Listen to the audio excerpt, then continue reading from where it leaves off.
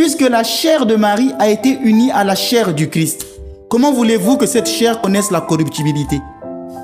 Comme je vous disais pour le buisson ardent, le seul moment où Dieu apparaît dans un lieu, ce lieu est sanctifié. La chair du Fils de Dieu, qui est une chair immortelle, a été unie à la chair de la mère de Dieu. Vous pensez que cette chair pouvait connaître la corruption? Je vais vous dire un mystère ici que beaucoup de gens ne savent pas encore. Vous savez que dans l'évangile de Jean chapitre 20, on nous dit que Marie-Madeleine toucha Jésus à la résurrection. Et Jésus lui dit, ne me touche pas.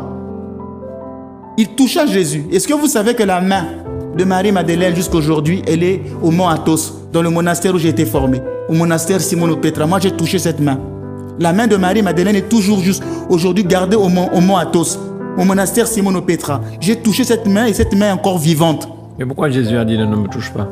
Je ne veux pas d'abord aller dans ce terme de nolime tongeri. Ne me touche pas. C'était peut-être un toucher humain. Elle l'a vu en Jésus, celui qu'elle connaissait. Donc, il me faut avoir une autre approche. Il faut me regarder autrement. Voilà, donc on ne va pas aller là. Mais vous voyez que Marie-Madeleine touche cette main, la main du Christ, et sa main jusqu'à aujourd'hui n'a jamais pourri.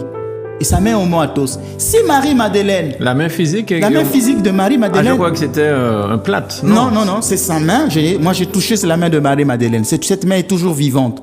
Pourquoi? Parce qu'elle a touché le Christ ressuscité, que sa main a reçu l'incorruptibilité. Ça, c'est juste la main de Marie-Madeleine. Et la mère de Dieu, la Vierge Marie, qui, elle, a été unie au Verbe de Dieu. Vous pensez que son corps pouvait connaître la putréfaction? Non. Donc, nous savons que Marie, après le Christ, c'est la première ressuscitée. Elle est au terme du chemin. Et nous sommes sur la route qui y mène. Nous aussi, nous connaîtrons la résurrection. Mais Marie est déjà là. Elle est au terme du chemin et nous sommes sur la route qui y mène.